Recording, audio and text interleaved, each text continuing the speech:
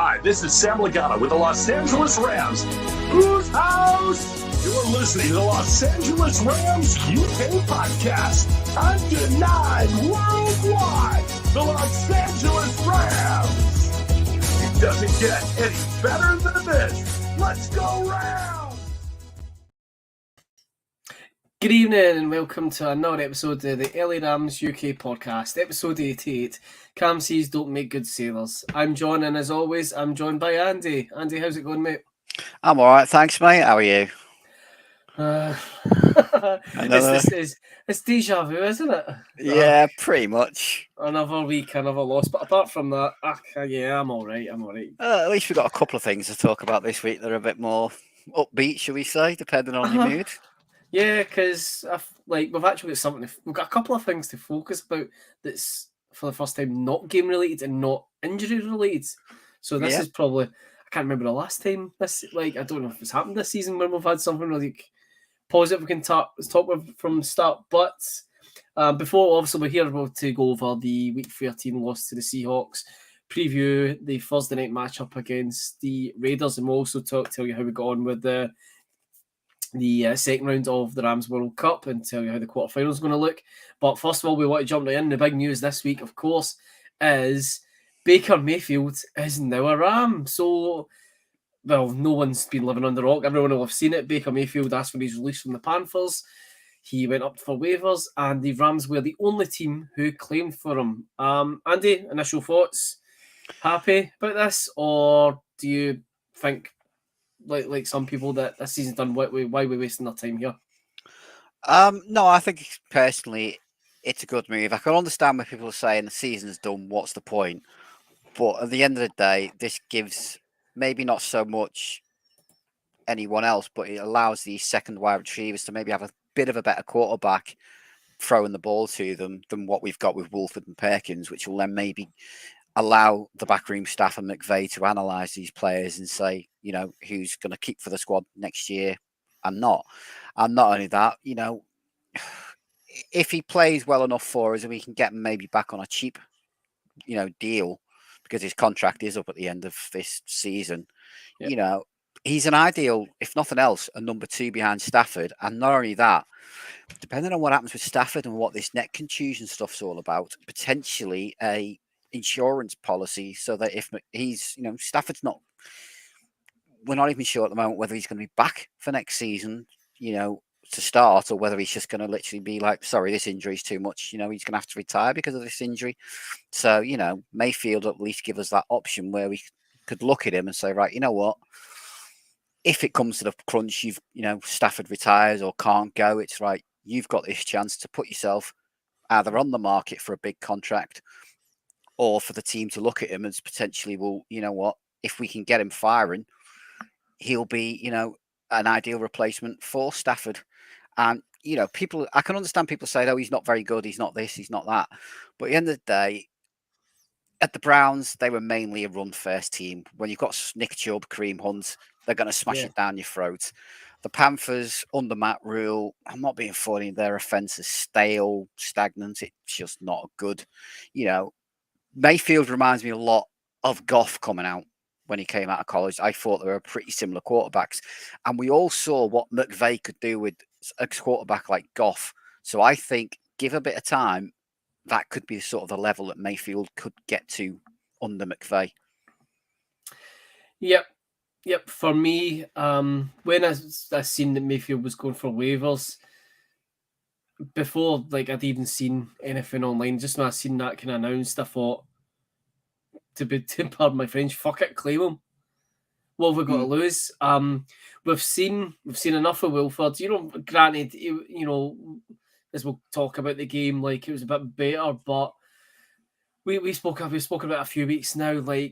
Our backup quarterback situation is, to be honest, not good enough to give us any kind of confidence that, you know, when we're in a position like we are now, where Stafford's out, he's on IR, that we've got just a backup that could step up and, you know, still put some, you know, wins on the board for us as well as points. So my initial thought was claim him, because it's only like $1.35 million for 4 or 5 games. That's fine. Take the hit. It gives, like you say, like guys like Atwell. I think Pill. I think Pill's out for this week, but guys like McCutcheon can maybe get some more reps. It gives us a chance to evaluate these younger guys more and to see, like, well, are they worth keeping on the roster? Because, no offense to them, Wilford and Perkins aren't going to give them the kind of workout that you would need to make those kind of decisions. So, from a coaching perspective, with in mind and the other guys on their offense, your targets, whatever, it's good from that perspective. The other reasons, obviously, because like Garoppolo is out for the season, like everyone was instantly a lot of media guys were getting going on, he's San Francisco be a great place when I go, and I thought, fuck it, claim him just to spite them. Yeah, it stops them. Exactly. I thought, I don't care if we'll bench him for the next 5 games if it stops them getting them, because obviously they're heading for the playoffs. Then it's fine, do it for that. But the other reason, as you touched upon, is that Mayfield wasn't happy being a backup in Carolina, but that's because he's Sam Darnold to he's similar age. He's coming into a Rams franchise that's got Matthew Stafford as QB1. Stafford's 34, going on 35. He's at the tail end of his career. Mayfield's still 27. I didn't actually realise Wilford and Perkins are 27 as well. Yeah. So people going on about, our backups are young quarterbacks. They're not young, really, in the grand scheme of things. So we've brought Mayfield in, who's the same age as the guys that were already there. So it's not a case of, he's older or what. So Mayfield could be happier coming into the Rams because he would be happy to maybe sit as QB2, knowing that Stafford's maybe got a season or two, and then he's maybe that is before I come into it, he's the contusion stuff with his spinal cord. He's at best got a couple of seasons. He said, "Well, I'll step up as starter, but I'll be able to learn off of him and develop myself off of a veteran." And it's one thing we've talked about in the past that I always favour, quarterback depth where you've got a veteran and you've got a young guy under it that is going to learn. I think at the start of the season, I can't remember what team it was actually, where, in fact, it was the Titans, I'm sure it was. I think it was Tannehill. It said that he refused to mentor anyone, knowing that they were going to take his job. And it's like, how is the game supposed to continue in that respect? How are guys supposed to learn the game unless someone teaches them? It's not just coach, mentoring through your fellow players and your peers is an important part of this game. So Mayfield's probably looking at it from that perspective, that he could learn off of Stafford and ultimately put himself in a position where he could potentially claim the QB1 role. And then there's the other side of it where, say, Stafford doesn't come back because spinal cord contusion isn't an injury, it's just bruising. Contusion obviously means bruising, but I did a quick look at it, and I made sure it was reputable medical place, and it was John Hopkins University that actually read of these cord contusions could lead to serious issues, with his back and whatnot, muscle problems, heart problems. So if Stafford doesn't rehabilitate properly, and that's why he's been now put to IR, he's gone. So Mayfield could also be a stopgap to 2024 when we get a number one pick, and not number one pick, well, maybe number one pick, who knows, I guess, hopefully not, a first round pick, and then that's where, like, so I don't know if, you talk about, Caleb Williams or whatever, like, from USC, that's where we've said, well, we've got Mayfield in there now to bridge the gap between Stafford and the next guy. So this potentially could work in our favours long term. Before this season, though, I would have said to you, I don't want Mayfield, don't rate him, whatnot. But the way this season's going, I'm open to anything right now that benefits us. So all I can see is potential upsides. Whereas I can't really see, what we've got to lose here. But one thing I did do was on Twitter, put it up on the screen now, put a poll up when on the day he was going on waivers. just asked people, would you take him? And it was kind of 50-50. Also, 52% said yes, they would take him. 48% said no. And then last night, after it was announced we claimed him, I said, well, are you happy with us taking him now? 72% actually said yes, and 28% said no. And I asked people as well to drop comments on it. So, like off of Twitter, Ashley Collins said that he would, when we said about, like, would you take Mayfield only as Perkins' backup? Tom at Baton Heaton said, anyone's suggestion is worse than Wilford. Obviously didn't watch last night. And then to follow that one up, at Phil Marston said, I literally laughed out loud when I saw Wilford make that last throw.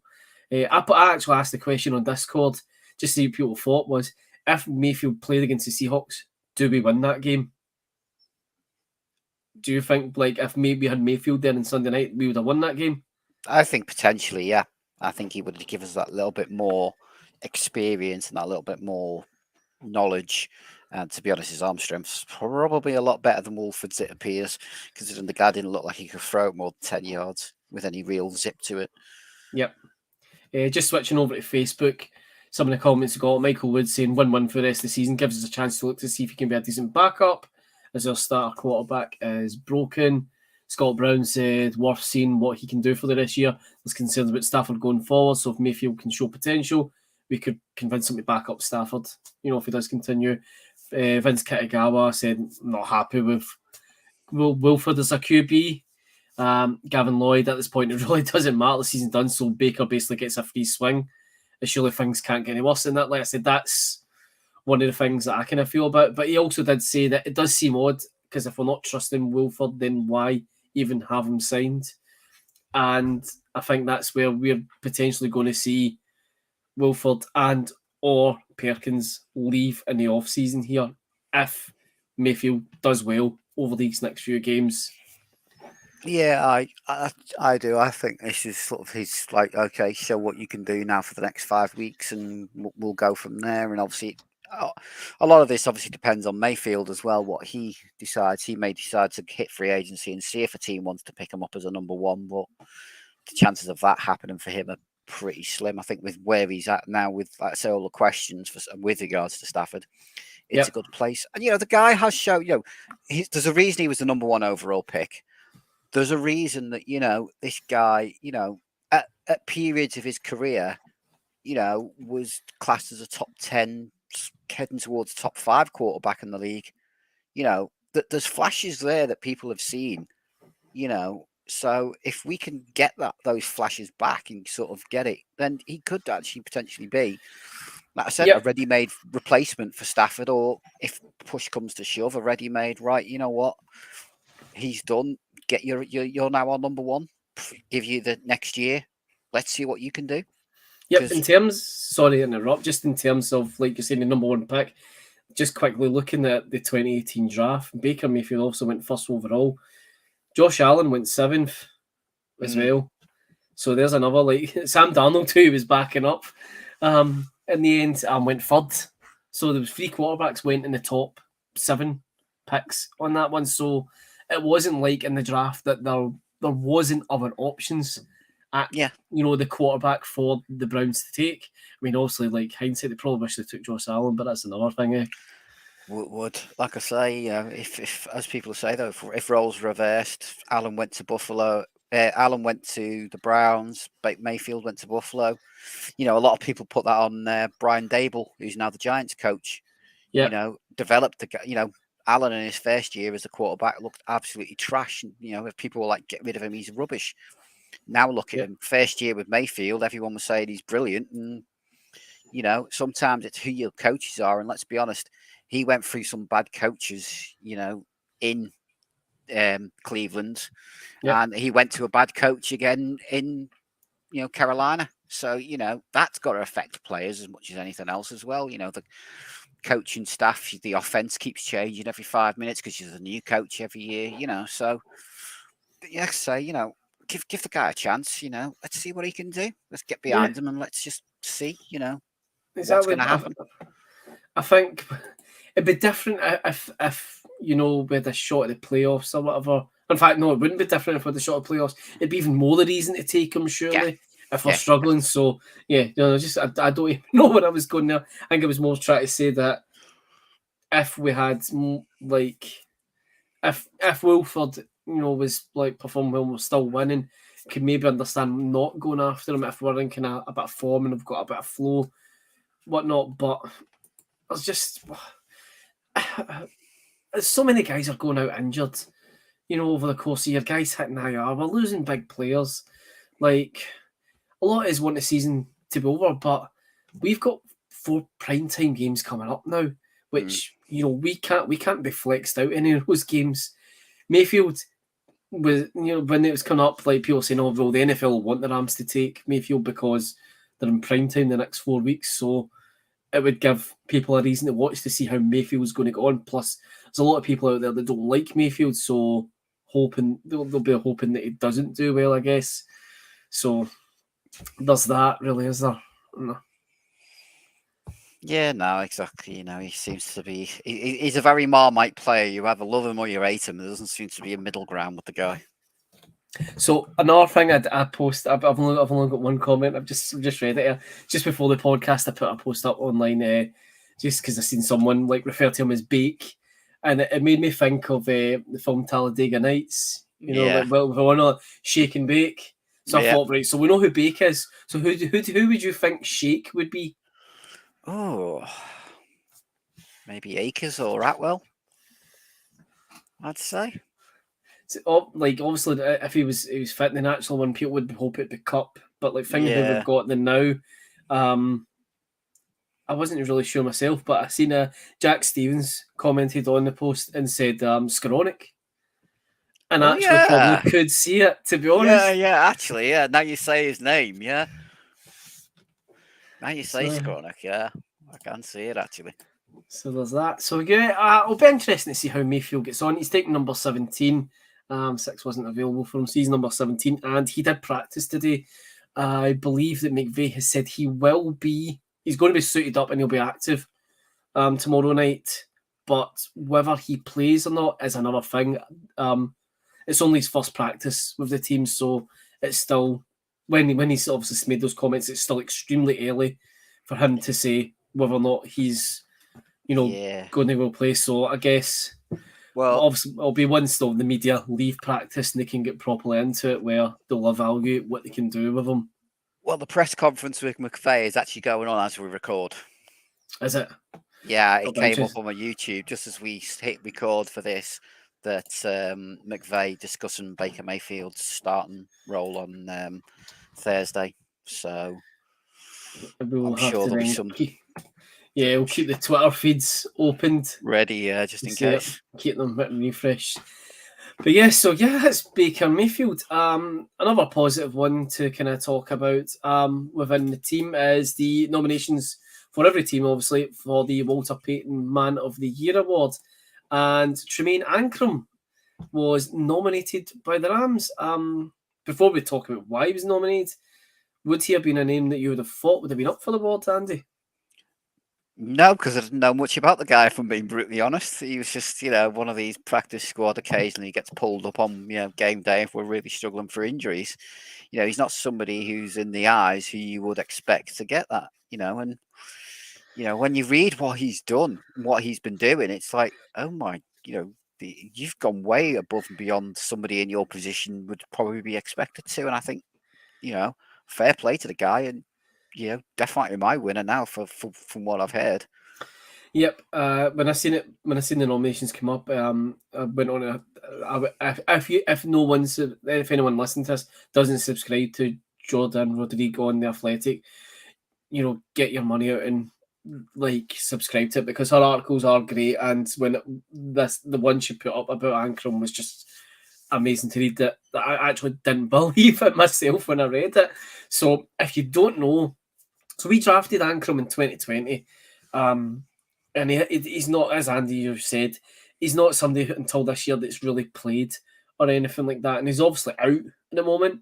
I can't remember what game it was. Was it the week 2 game against the Cardinals? I forgot that right. It was the first play, done his ankle took the next play, and he was like, "No, I'm done, man, I'm out." So even with the boot and that on, he's had a couple of injuries in his time since he was drafted.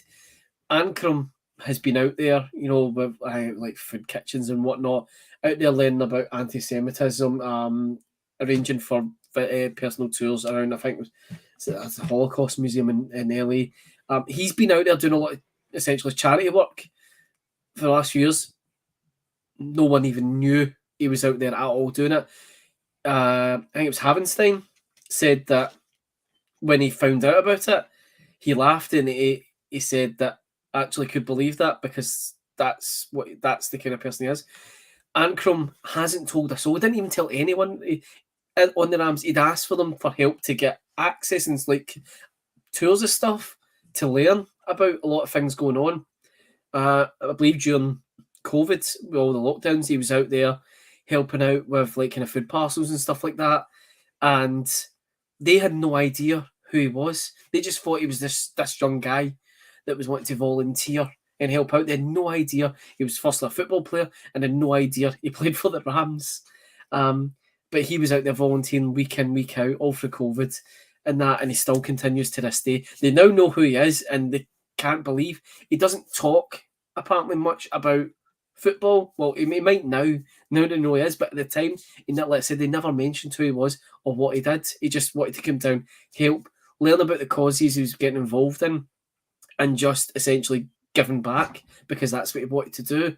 Now, it'd be a bit unfair for me to say that you should disregard everyone else because I've not actually read some of the other stories, but the Walter Payton Man of the Year award is supposed to, it's supposed to be empowering and it's supposed to recognise guys who are going out there selfless, humbled, looking for no recognition. Essentially, don't care about this award because that's not what they're about. Now, for me, Tremaine Ankrum is that is Walter Payton. Then is it not? Like that's exactly what they're looking for. He because when I seen the video and I watched him, he's kind of just sitting there and he's talking. It's great he's talking about this stuff, obviously, to the NFL because he's been nominated. But his body language and that is like you can tell that he's like, I'm doing this because I have to do it. I'm not interested on winning anything here. I just want to do my bit, and that's amazing. Like, Wolfson had Big Whit win it last year, and he should have won it for a good few years. And it was great to finally see him recognised in his last season. But to go from someone like Big Mitt to Whit to see someone like Ankrum, I mean, for all we know, Whitworth could have inspired him like that. Do you know what I mean? But it's a great story, and like all the credit to him in my eyes, like whether or not he gets it, like he's man of the year, like for me. Oh yeah, without a doubt. Like I say, it's not as if he's some big name superstar week in, week out where you kind of it's almost like they've got to do this because it's part of their image of the name. It's a case of some unknown guy who's basically out there doing this because out of his own heart and his own decency. Exactly, because as you say, that's what this award is about.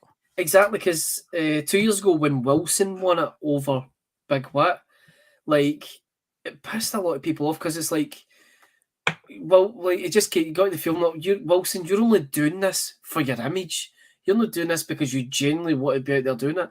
You've got like, not to run them down or discredit them, but you've got Alexis Sacco and Barkley's in there, Mahomes is in there. So the big names, it's like, well, people are going to be like, oh my God, get him Mahomes because it's just Mahomes, rather than actually looking into. Here's a guy that you wouldn't have known his name months ago. There's probably guys that people out there that I've never heard. Tremaine Ankrum, no idea who he is.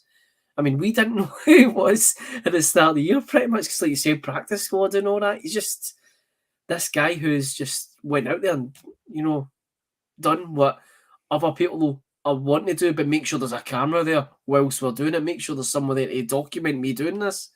Whereas he's just out there like, nah, man, it's just part of my day-to-day. There is so many players, of course, across the league that are all about like, I grew up in this rough community. Every Thanksgiving I go home and I take like 1,000 turkeys and I just give them out. Like, all credit to those guys because that's guys that they don't forget where they come from but these guys don't look for the recognition for it, and that's what charity should always be about, as opposed to like, my image says that I need to do this. You shouldn't do it in that case. So fingers crossed for him that he gets it, because it's a great story, and urge people to go watch the video on NFL.com and read up about it, because it's just amazing. Yeah, definitely. Full credit to the guy. And it's what it's all about at the end of the day. That's it. So fingers crossed we go 2 in a row. We run it back with the Walter Payton Man of the Year award, because we'll not run it back with anything else. And that leads us on to the Week 13 loss at home to the Seahawks. 27-23, 6 in a row in the L column for us. We're now 3-9. We have a 2% chance of making the playoffs. I'm shocked that there is still a chance there mathematically, but there is. Yeah. But we all know where it's going to go. So, yeah, that's that. But, Andy, thoughts in the game? Obviously disappointing to get the loss, but to me, there were some positives from the game. It wasn't, doom and gloom. But times we looked like we could be in this game. It was, like we hark back to maybe a slightly better quarterback, and we could have won this game. Maybe if we had Donald on the field, we could possibly win this game. With that defensive pressure. Maybe Morris manning players up, which is something we've moaned about. Maybe could have stopped this from, happening. But, there were positives. We got the run game going, which was nice to see. I don't think I've seen 170 yards out of this team, all season, yet alone in one game. Exactly, yeah. To be honest, even, I hate to say this, but even without Aaron Donald, we actually look better on our front four. 4 sacks, obviously Wagner getting 2, Hocht getting, however you pronounce his name, getting 2. Yep. It's kind of like, well, where has this been? This help that obviously, that with AD up there with them, where's this been? It's just a weird game, but again, it was soft coverage defense that basically, we made Geno Smith look like the MVP again. Another quarterback. Walford, I think, to be honest, I could throw the ball further than he could. Yeah, we'll get into that last throw in a wee second. But in terms of positives, we were in the game right up to the last 30 seconds, and it's that makes it really frustrating that we lost, because it wasn't a case. I think I've seen that of all the losses we've had since the bye weeks, also we're on this. That's on a 6-game losing streak here. I think it's always came down to the last quarter when we've lost the game. We've always been in the game going into the last quarter. So I mean, that's a positive to not overlook here.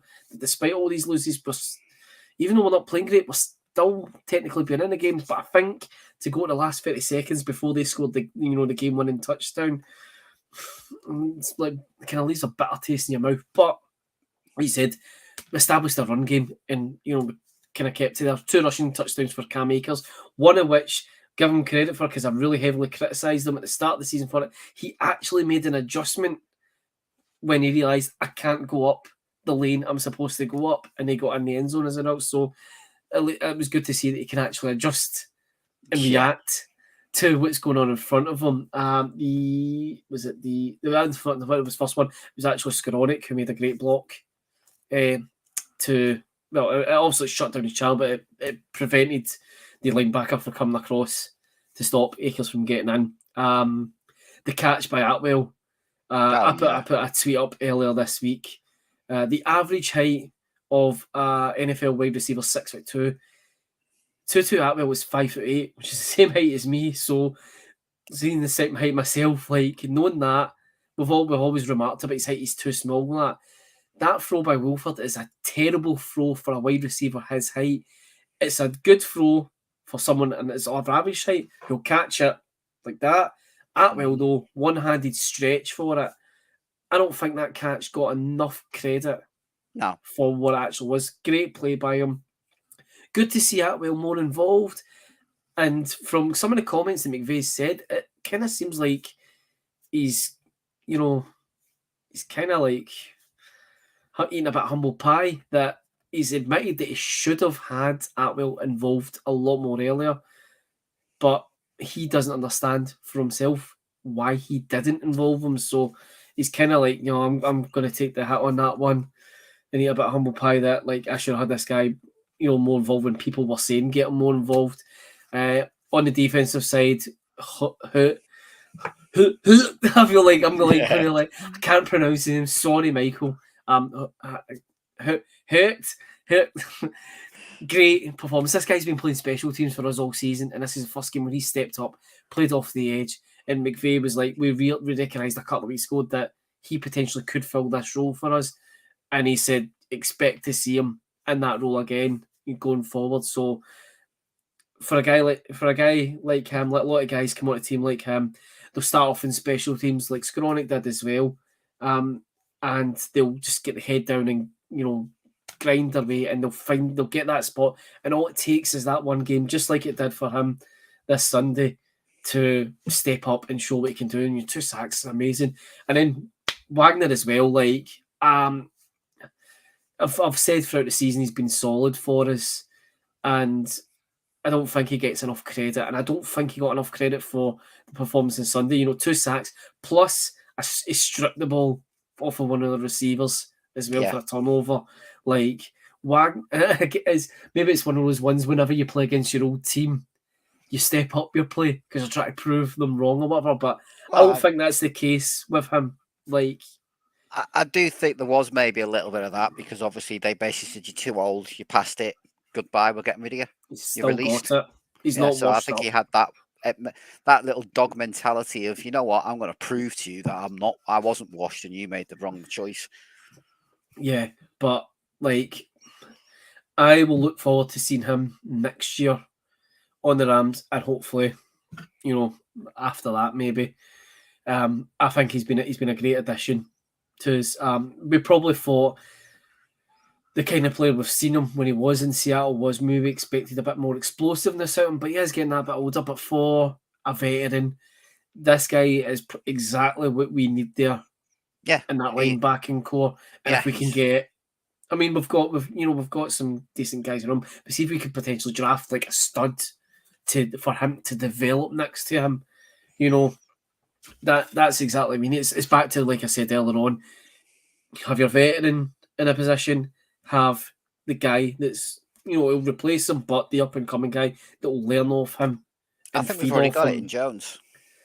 Well, Ennis Jones, like it's been said quite a few times that he potentially is that, that diamond in the rough, that stud, and that star waiting, to happen. So, and I have noticed that, to be honest myself, that not his play, not so much obviously the physical stuff, but the mental side of the game. Jones has got off throughout the season, has got better with the mental side, his position and where he needs to be exactly. Yeah. Which to me looks like Wagner's doing exactly his job of mentoring Jones up and basically showing him that, you can do all the physical stuff, but it's the mental side. You need to block the lanes for the quarterbacks and stuff like that. So I think, we do have that player already in the team, I think, with Jones, and hopefully if he can keep developing under Wagner, he's a brilliant, ideal replacement for the guy when he does hang up the cleats. Yeah. But yeah, just like I said, like Wagner is for me is turning into be an absolute great addition to our roster. Considering that we in terms of the veteran kind of the role. I mean, I know it was slightly not the same position, but we had Von Miller last year. He was great for that kind of veteran aspect because it helped. Like that AD helped him become more vocal and whatnot. So it helped a lot of guys. So it's great that, whilst we couldn't bring Von Miller back, who is now out with season-ending ACL injury, well, at least he's got the money, I guess. We were able to bring in someone like Wagner, who's done probably better, in my opinion, than fair enough. Miller came in midway through the season, but Wagner, I think, is more. We can get more out of him than we would have with Miller. Is what I'm trying to say. And, again, he stepped up to that leadership role because you saw him on the sideline of the game, absolutely ripping the defense apart and basically saying, not acceptable, sort your asses out, He actually was that vocal voice, hopefully that's another sign that maybe this is, he's come into a new locker room. It may just take him a little bit of time, but he's finally at that position now where he can take on that leadership role and basically be like, right, you know what? You're just getting it in the neck. Well, that's it. He's obviously taking his time to come in, get to know the guys that he's playing with in defence, get to know what the relationships, what the kind of hierarchy in terms of the influential guys within that side of the football is, and assert himself with the type of person that he is, the type of leader he could be in the team. And I think it's fair to say that he's fully settled, and it's one of those ones that I don't think there's anyone on that defence, if he opens his mouth, they're not going to listen to him. No. I think the only one may be Ramsey, and I don't even think he'd really want to stop that one. Yep. As we come over to the negative sides of the game, so obviously the losing streak goes to 6 now.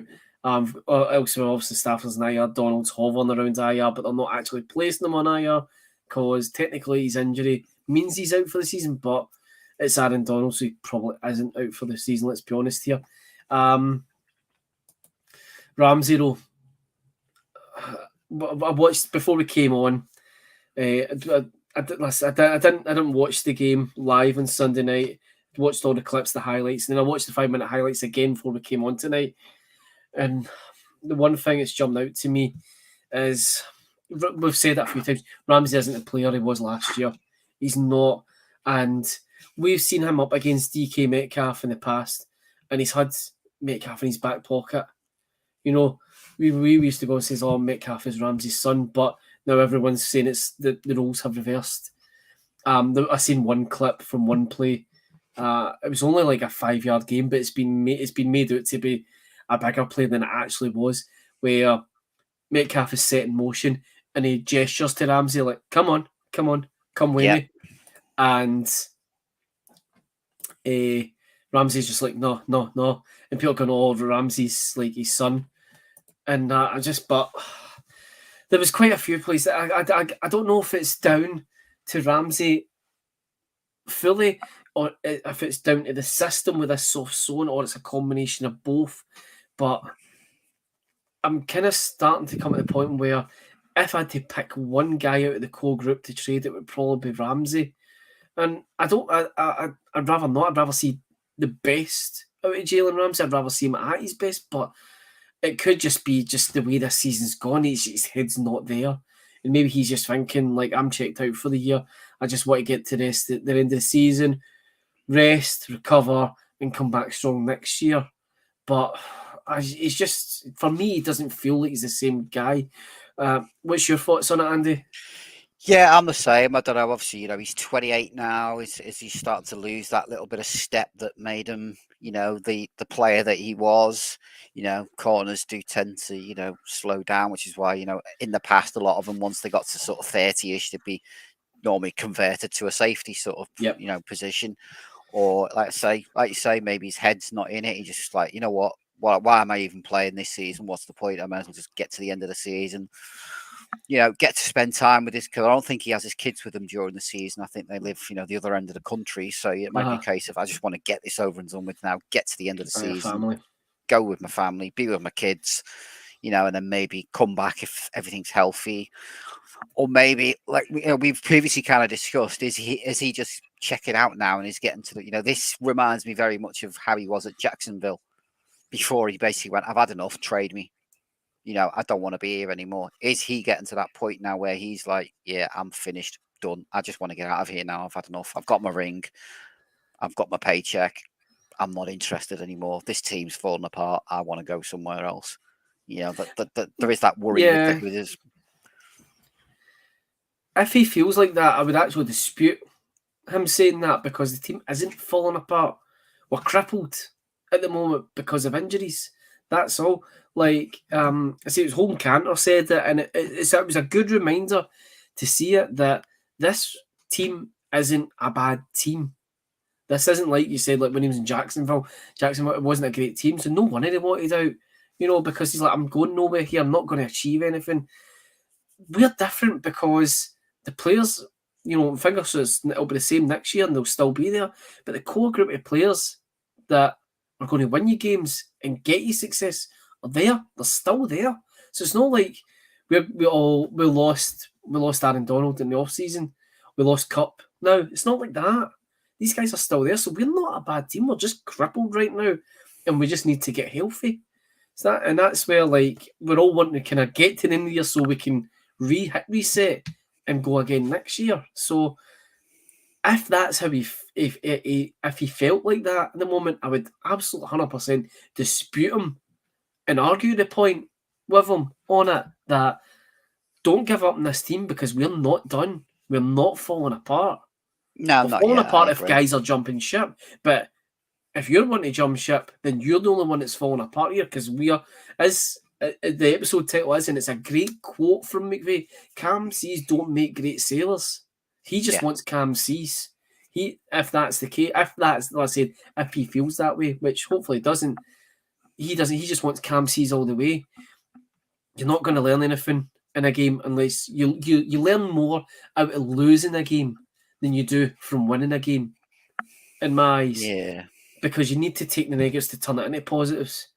You need to learn where you're going wrong so you know where to go right and how to go right. And he's in the first game when we could be off the Bills, he was one of the ones that said that. So that's why I'm saying, like, I hope he doesn't feel that way because I dispute it because he'd be an absolute hypocrite because that's what he said after the week 1 loss to the Bills. Maybe it's not so much that as in the team. Maybe it's just he's not happy with the coaching because sometimes players, if they're not happy with the coaching staff, they'll be like, look, this isn't working for me. I don't like the coach. If for all we have seen during the season, he's had Barney's on the sideline with Raheem Morris. Yeah. I think even on Sunday night, I think he might have been flipping his lid a little bit at times. He did. I've seen video of him kind of losing it a bit. I didn't see if he was losing it in anyone in particular, but he was kind of like, the helmet was off and he was giving someone a mouthful. But, if he's had enough of the coaching staff, maybe it's a case of, he's like, look, either he goes or I go because I've had enough. I don't like how he's doing things. I don't like the scheme, whatever, and I hate saying, players shouldn't have the power, but, you do have to listen to your superstar players. And if they're not going to give you 100% because of the coach, well, then you look and go, well, hang on. It's what one is it? Is it this player or the coach we get rid of? Yeah. And to be honest with how the defense is playing, the defense isn't playing bad. Don't get me wrong. I don't want to say this is, Raheem Morris. I just don't think his scheme works for the sort of players we have. I think we know how good they can play. And I think that's one of the frustrating things, and we've talked about before, this whole soft zone. Why are we playing that when we know that we don't have to play that and we can play well? But at the same time, we're not playing badly at the same time on defence.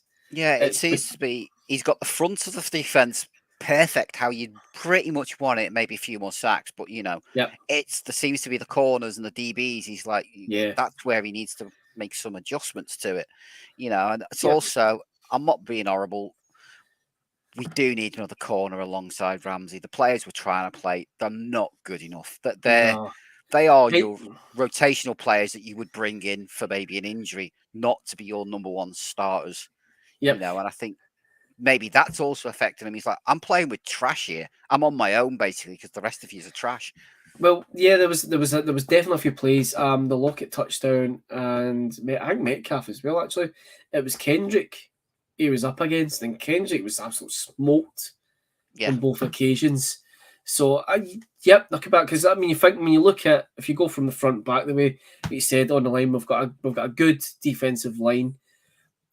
We were talking about it. We've got Wagner there, we've got Jones, in the linebacking core, but we've got, in terms of the cornerbacks and the safeties, all we've got is Ramsey. But when you think about like those positions, is basically like, it's like the arms around to the rest to allow them to like go at it. Like, so it's like Ramsey can't be everywhere, I guess. So like I said, what I'm saying about Ramsey's feelings like about him, I'm done all that. I said, I hope, I don't think it is, but I'd hope it isn't the case. He's got a lot of frustrations. Let's just put it that way. And he's right to vent them. He is right to vent them. We saw it last year, even when we were doing well. He's like trying to fight with his own teammates. The guy's very passionate about what he does. Yeah, you need passion in this you need it. Aye, there's nothing wrong with that. Like I went on a podcast before the NSC Championship game, and it's one of those ones where like the host, it's me versus a 49ers fan. It was a guy from America, and he was really, really laying on heavy about Ramsey's this bad. like egg. Ramsey's the kind of guy that brings down a defence. I mean, look, he was fighting his own teammates, and I just sat there and laughed and went, he didn't actually watch what he was doing. He was getting in his teammates' face because he was telling his teammates to step up. Yeah. He was saying, I'm getting sick of this. Like, he's obviously, even when we're doing well, he's not thinking, I'm having to cover for your ass. But here, no, get a grip, man, because we can't lose here. We can't make mistakes. There's a fine margin between winning and losing here where we are in the season. You know, and he is that kind of guy. And like I said about, like, it could, there obviously is stuff going on that we don't know about, right?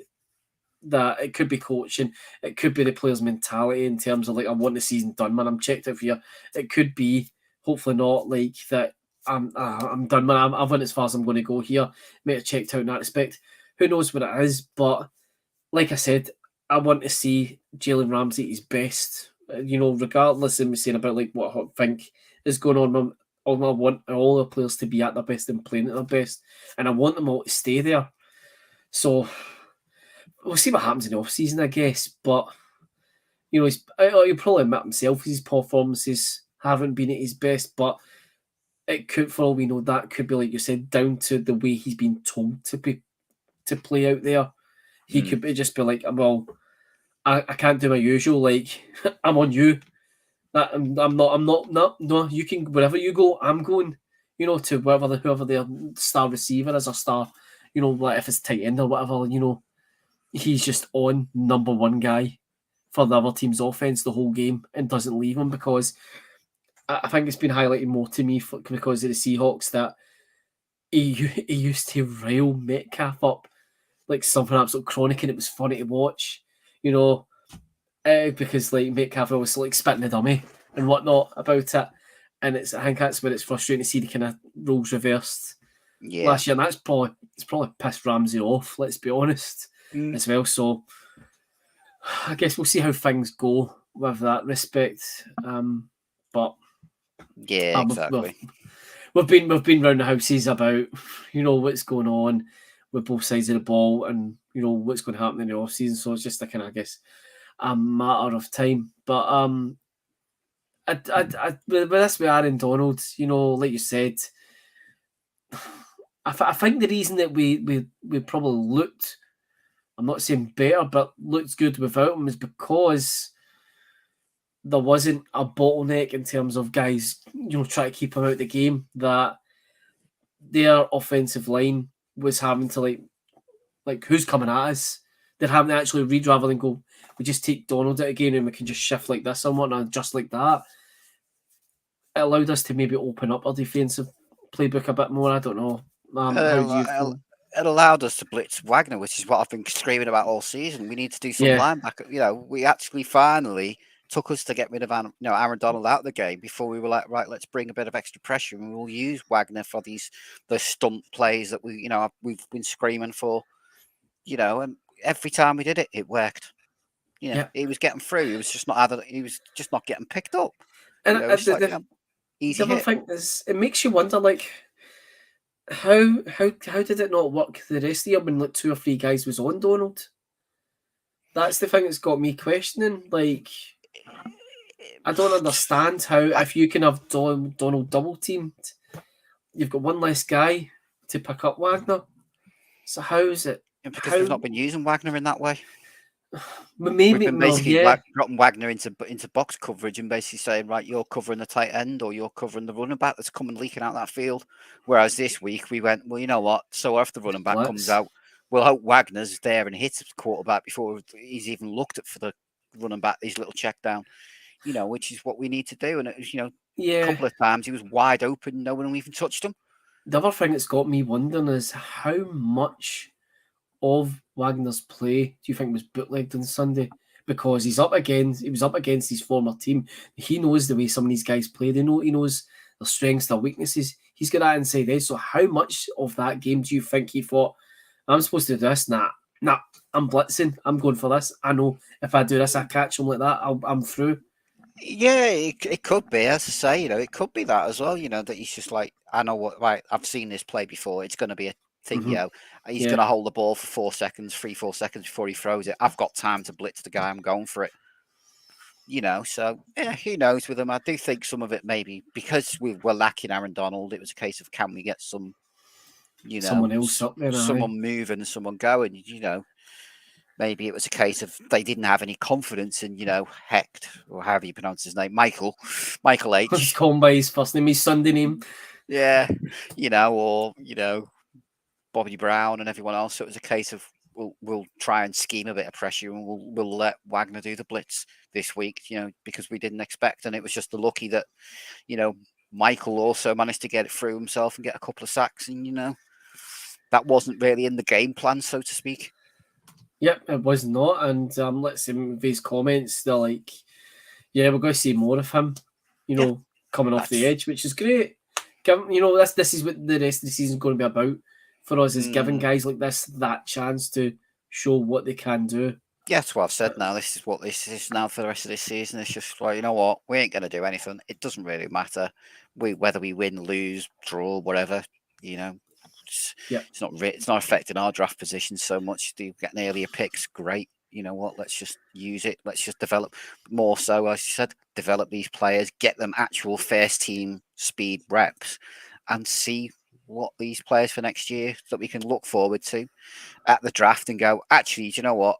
We had an idea, maybe we needed another wide receiver, but actually, you know what? Atwell stepped up and proved to us. So we'll, that pick that we're going to now use, we'll spend on a corner or another edge player or offensive lineman.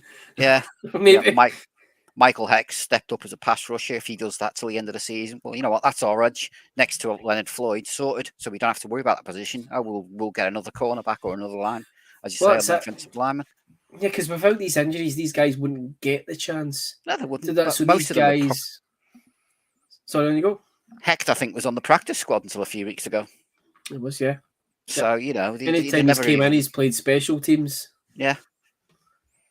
Again, these players, this is their, sometimes this is what it's not being horrible. It takes a number of injuries like this for these, players that, we've seen before. They'll never do anything for your team because they never get a chance. They go to a team, get a game or two, and then all of a sudden it's like, where have you been for the past 3 years that we've had you?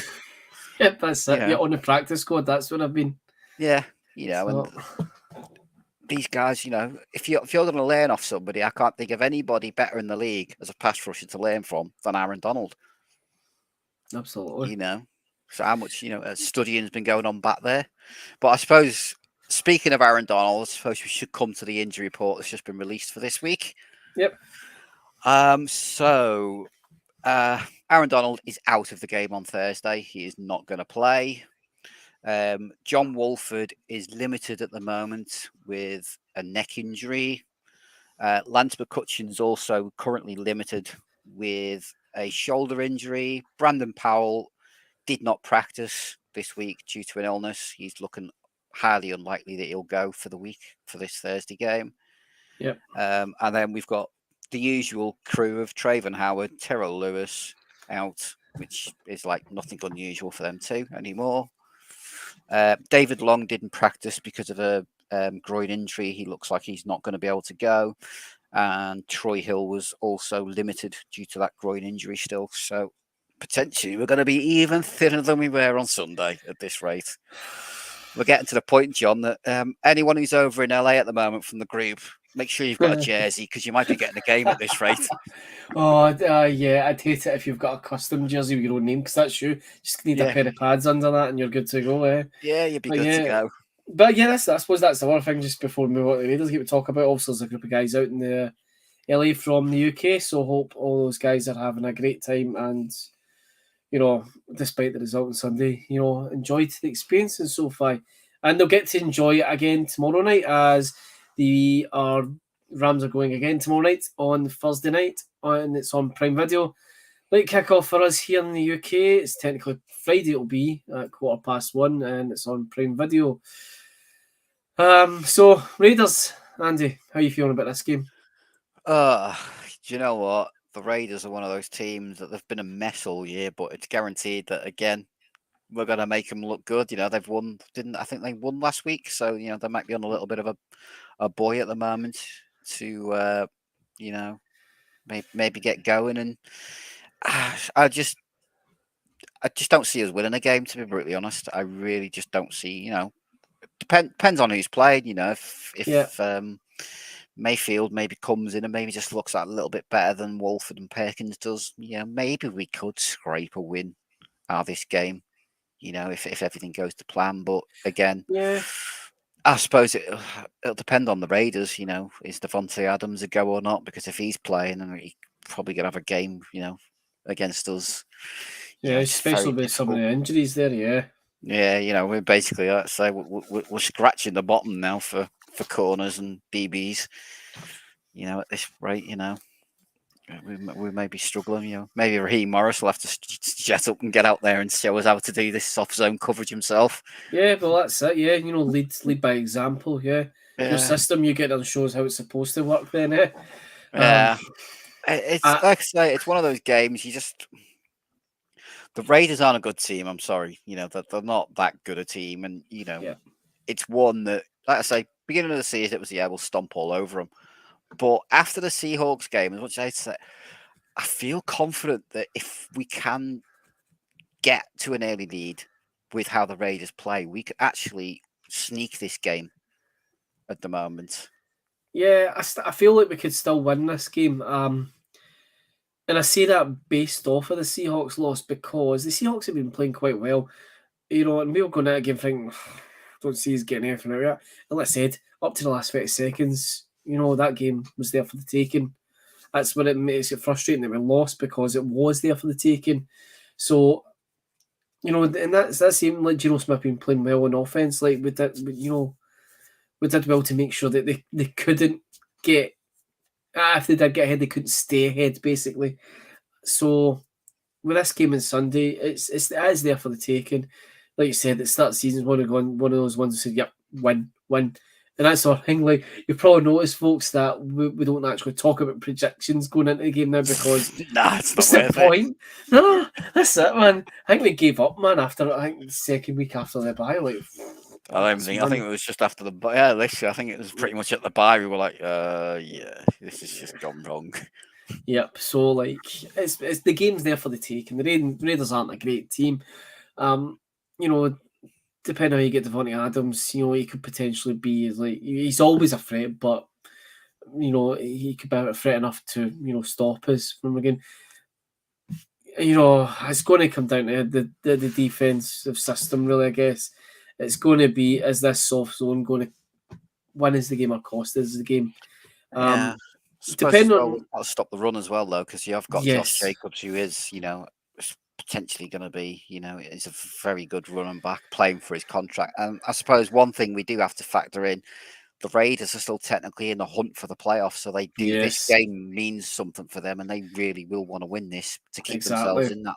They're only one game behind the Tenants in the playoff race in their division. And they in terms of like for against us, they are going to travel well, so it's going to be, there's going to be a lot of them in the stadium. I feel that's going to be feeling more like a Niners game, where it feels like that's their home stadium. Exactly. So let's be honest, the Raiders, spent a long time in Los Angeles themselves, so there is a lot of fans from Los Angeles on their own. Still there, yep. Yeah, who are still the fans. So that's it. 'Cause a lot of people dispute that LA is still Raiders town.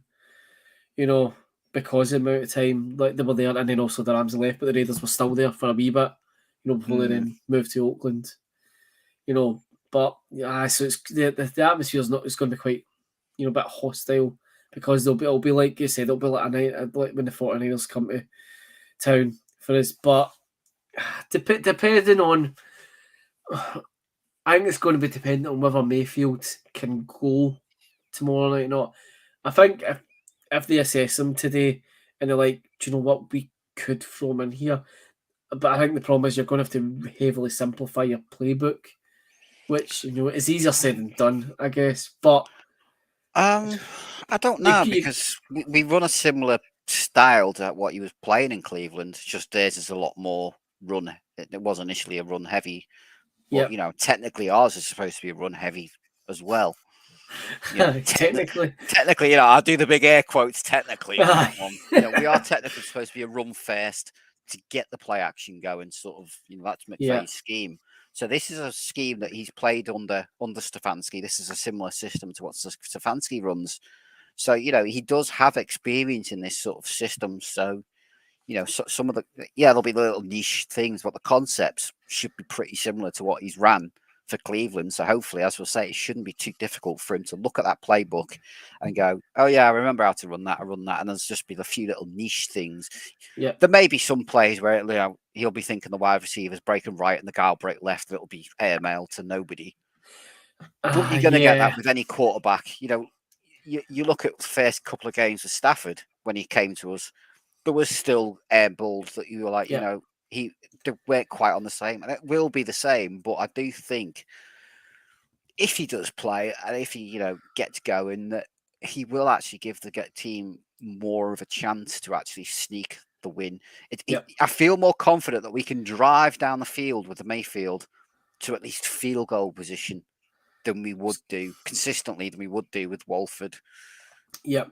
I just be saying about the airball thing, like just while it popped back in my head that you're guaranteed with any quarterback doing the airball, but like surely it can't be as bad as that last throw Wolford made. No.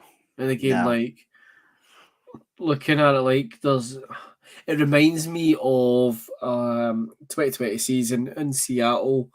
Goff thrown an interception to Jamal Adams when there was no Ram within about a good 10 to 20 yards of where he threw the ball. And when Wilford threw that, it gave me, PTSD to Goff doing the exact same thing. And, Goff was like, he did that, not all the time, but he was prone to it. And it's like, that's what I'm saying about, like, I'd rather give Mayfield the chance because I don't want to see this, no offence to Wilford, I don't want to see this season out with him not being able to air the ball because Wilford hasn't got an arm. I think that showed. That was supposed to be a Hail Mary. He was supposed to be launched that down the field and he couldn't. He couldn't for the life of him. It was like no one knows who he was aiming for. There was no one there. And if the game's going to be on the line and we need a play like that, you'd rather fling Mayfield in and take the shot. Yeah. Because those doesn't work, you can use Chris well. We only signed him like 40 hours ago. Yeah. This just be, if nothing else, right? You know what? It's live practice reps for you this week. We'll get you ready. We'll have an extra few days and leading in, we'll get an extra few days of practicing to get you up for speed for next week. But even Wolford's first interception though, it was like, why are you throwing it in what was basically almost triple coverage? On what planet are you as a quarterback? You should have gone on that and gone, no chance, I'll go, or just throw it away or just run. Yeah. You don't throw it up into pretty much triple coverage. Yeah, like we playing blue. Let's start there. Blue. Aim for the blue guys, not the other ones. Blue. Like I say, the first one was like, there's literally 3 guys are pretty much around them. What are you even throwing it for? I know if you could see McVay on the sideline when they were coming off, go, that was on me. But you look at your quarterback and go, you should have looked, gone, yeah, the safety's covering and the linebacker's covering and the corner's covering. I'm not going to throw their bollocks to that. Move to the second there's 3 of them over there. Like, right, so there must be a guy that's free somewhere. Or, what? Stuff this. I'll just run and get 2 yards and, what? We'll live for another day. I think we were actually in field goal range pretty much. So we could have, it would have been a long field goal from Matt Gay, but he can do it from that range. Yeah, that's it. Yeah, because he put a 54-yarder away. Which is one of his longest ones. I think his longest one's still 58 for the season. He's done a 57 as well. So it's one of his best ones for the year. So, like you said, we're on field goal range. Like, take a couple else and bugger it, kick it. 3 points is better than a pick. That's what I say. 3 points in the game, and all of a sudden, that 3 points could have been the difference of the pressure on Seattle at the end of the game of, to maybe flex Seattle to, oh my God, right, we've really, and it could have put that extra pressure on them. Well, that's it. But that hindsight's a wonderful thing, I guess. But in terms of this game, like, well, we've got nothing to lose, I guess. But I think we're desperate for a win. I think we just want to see a win again, just to know what it feels like to win because it's been a hell of a long time. Now, it has. 6 weeks. So, sorry, 7 actually. Sorry, it is technically because with the bye week. So, but I guess we'll just there'll be positives to take out of the game regardless, because we did, despite a loss there on Sunday, we did have quite a good few positives to take out of it. So as long as the team are learning, they're developing, we're getting something out of it, and we're not getting absolutely hammered, which we expected against the Chiefs. The Chiefs didn't do it, so I don't think we're going to get. If we're not going to win this game, we're not going to get hammered off of the Raiders. It's going to be it'll be a close one, just like last week is, but hopefully we've got that wee edge just to get us over that line. Especially being home. Give the fans something to go home, and give the guys in the UK, something to go home happy on that long flight home. Yeah. I think this game, as I say, it's going to be either a close fought game that we can win, or I know you said we didn't get battered by the Chiefs and everyone else, but this just feels like one of them games where it could be a cricket score type of game with how the Raiders are very much either they lose or they win quite comfortably. They don't seem to have those sort of games in between. Yeah, and I'm worried that, but we'll see. If nothing else, it's reps for the second, third string players again, and let's just see what we can do. That's it, yeah. Will you be staying up for it, or will you be like, nope, I value sleep more, then I'll just watch it the next day? I don't know. I'll see how I feel when I come to that time, to be really honest, whether I'm going to stay awake and watch it. I think the problem is if you do lose against someone like the Raiders, you kind of like, do I really want to watch a loss the next day? Well, that's it. For me, I suppose this is where having 4 kids, 2 of which are 2 years old, works in my favour, because I'm up quite regularly through the night. So if I don't decide to stay up for it, I'll be up and I'll be at least to kind of like flick it on, see what's going on. In the 5 to 10 minutes I'm awake, and I'm like, right, nope, back to sleep. That's me. So it's one of those ones I'll be up at some point during the game. I'll probably see how things are going and catch it. But if not, I'll just watch the 15-minute highlights. The next day. If it's bad, then I'll just watch the 5-minute highlights. Yeah, exactly. Like, I'll just watch 5 minutes. I can't do any more than that with them. And it's bad because like last season, even the games we lost, like, still analyse the games. Like I like last year, I enjoyed watching the coaches' films off of Game Pass. If you've not watched the coaches' game film, folks, it's basically every play of the game. You see it twice. You see it sideline view, and you see it, like goal view. And it's obviously for them to then break the film down and analyse it and whatnot. Yeah. So you don't get sound on it, but it's good to watch and get essentially the full play in real time, replayed right after it from a different perspective, because then you can see how the players actually move and adjust through the play as opposed to from the sideline. And like even in games we lost last year, I would still watch that to analyse like a lot. But this year, I've just, like you said, I think if you lose a game, you're kind of like, the way this season's gone, you're kind of like, do I really want to sit and watch it? And it's like, regardless of how the team goes, we've been through some dark days, Rams. This isn't, although it feels a bad season, and record wise, it's one of the worst. It's the injury factor is essentially what it is. It's not that we're a bad team, as opposed to like going like 2-14 or whatever. Yeah, it's not as if we're just awful. Yeah, this is not as if this is our starters and we're like, oh my god, our starters are trash across the ground. It's a case of our starters are out, and the backups we've got just aren't good enough, to play. Plugging 1 or 2 of these guys in, with the experienced starters, you can get away with.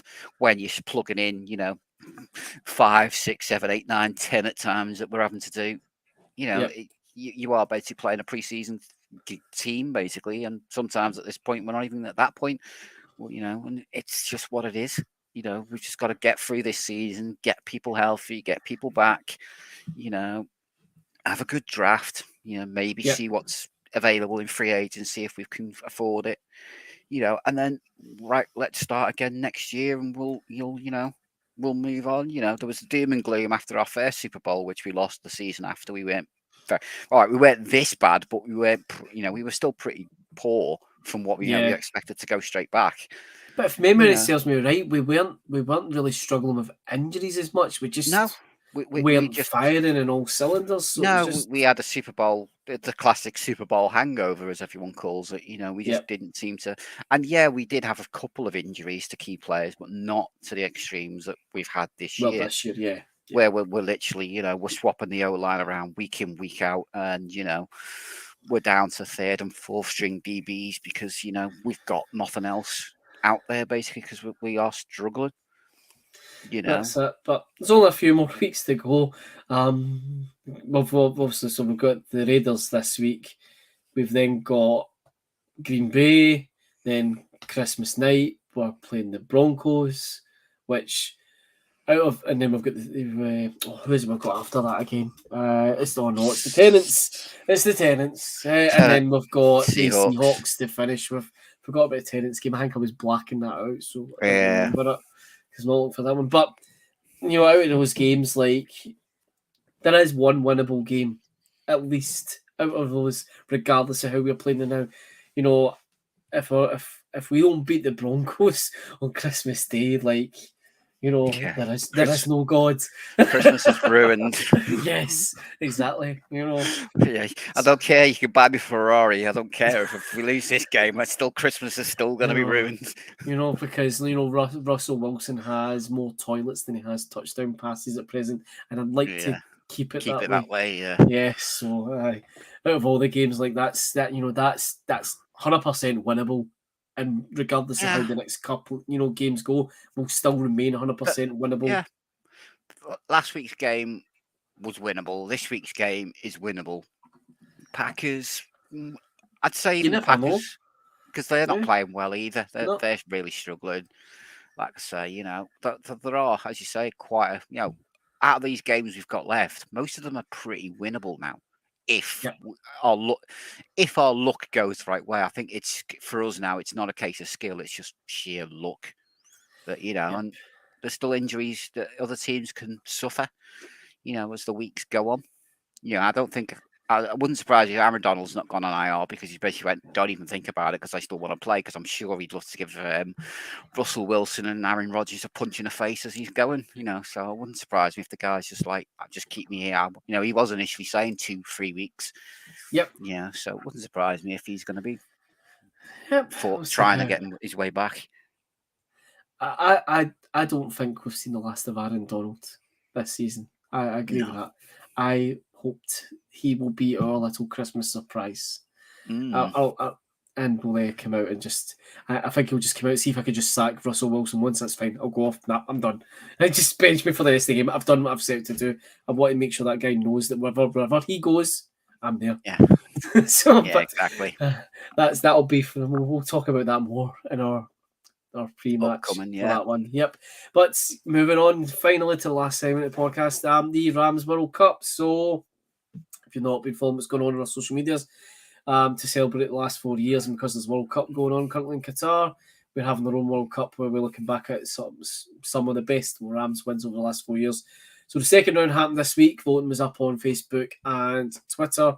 The results are in. So progressing from the second round is the 2018 Week 5 win over the Seahawks, 33-31.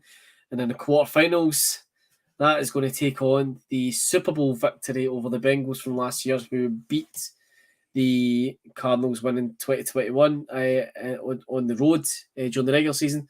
That Cardinals game didn't register a single vote. It was a clean sweep for the Bengals game. The Seahawks victory was 60-40 over the Cardinals 34-0 opening week in 2018. Just to give you results. Next matchup was the all 49ers won the 2018 Week 7 against the NFC Championship game last year. Unsurprisingly, the NFC Championship game won 95-5%. So they will progress to quarterfinals where they will take on the 2018 Week 4 win over Vikings 38-31, who won over the Eagles from 2020 Week 2, 76-24% that was. Next game, Seahawks was a Seahawks doubleheader, the 2020 wildcards win, where Goff came out of basically from injury to win the game. That beat the Seahawks from 2021 Week 3 last year, a score of 61-39. And they will unsurprisingly meet the Chiefs Monday Night Football game from 2018 as they put away the Bucks from 2020, 93-7. Then, again, unsurprisingly, a lot of these results are unsurprising results, let's be honest. The NFC Championship win over the Saints, took on the week one from last year Bears win. The Saints 90-73. I was actually surprised that someone voted for the Bears game, but I suppose it was the first game in SoFi and it was the beginning of Matthew Stafford era, so maybe that was why. Yeah, maybe. And then the last game was 2021 Week 6 Giants against the divisional round Bucks game. Unsurprisingly, the Bucks game won 95-5. So, recapping the quarterfinals. So, Bengals Super Bowl win will take on the 2018 Seahawks Week 5 win. NFC Championship 49ers game will take on the 2018 Week 4 Vikings win. 2020 wildcard win over the Seahawks will take on the Monday Night Football game against the Chiefs, and the NFC Championship game, the Saints will take on the divisional round against the Buccaneers. I don't think any of those games that made it to the quarterfinals are really any surprise, are they, Andy? Nah, I don't think so. I think it was kind of what we would sort of expected, to be brutally honest. Yep. So, yeah, it's not really a surprise for me either. And just looking at it in terms of who I think will progress to the semi-finals, I think I'll be surprised if it's not the obvious choices. But what is I don't even know why I'm appealing to people here. The point is to vote on what you think is the better game. It's not in terms of like, oh, it was a Super Bowl or whatever. Like it's supposed to be a case of the better game. But if people feel like this game's better because of what it meant, that's fine. Everyone's entitled to opinion, and we'll see what happens when it comes to the final. We actually talked about it on the WhatsApp group we've got for us guys earlier this week, and we kind of said our feelings of the choice that people make and what we predict the final will be, but we're not going to say any more on that. We'll talk about it more, when we get to final. So the quarterfinal will happen this week. So expect to see the posts on Facebook and Twitter. Stick your vote in. We'll tell you how they got on next week. And then it'll be the semi-finals. And then going into our kind of last 2 weeks, we'll have the third place playoff and then the final on the final week of the season. And then at the end of the year, we'll crown what is the greatest Rams win over the last 4 years. But I think we're between one or two ourselves, aren't we, Andy? Yeah, we have a feeling it's going to be one or the other. Yeah, so certain two, but yeah. Something to look forward to, isn't it? Aye. I look forward to hopefully coming on next week and talking about a win, as I'm sure you are, eh? Oh, God, yeah, I'll be quite happy. I won't even know what to say anymore if we have a win. It'll be like, what do we do again, please? I can't remember. Well, mate, we'll make for an interesting podcast, won't it? But, yeah. Certainly will. Yeah, but that's us for this evening, folks. Thank you so much for listening, Andy. As always, mate, pleasure to talk to you about the Rams. Thanks for coming on. Appreciate you've been running about with work and all that and like having to fire down your dinner to come on tonight. So appreciate it, mate. Thanks a lot. No worries, mate. Glad to be on and hopefully catch you next week with a nice W in the bag. Yep, fingers crossed. But that does it for this evening, folks. Thanks so much for listening. Take care and we'll catch you all next week to discuss what's going to be a Rams win, because to hell with it. Got to be positive, don't we? Yeah, positive. We're going to win this. Yep. So that's us, folks. Take care and we'll see you soon.